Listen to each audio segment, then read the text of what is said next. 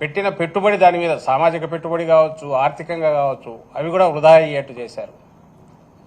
ఇంకో పక్క ఏడాదిలో ఎంత పవర్ చేతిలో ఉంటే దుర్మార్గంగా వ్యవహరించవచ్చు అనేది కూడా పూర్తి కాన్సన్ట్రేటెడ్ ఎఫెక్ట్లో అది కూడా చూపించారు.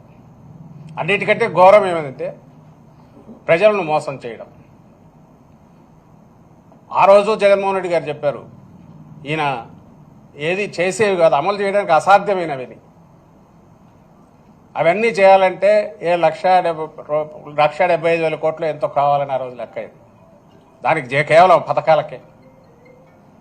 అది అసాధ్యమని చంద్రబాబు నాయుడుకు తెలుసు కాబట్టి ఆ అసాధ్యమైన హామీ చేసేటప్పుడు చిన్నది ఎందుకు చేయాలని అడ్డగోలుగా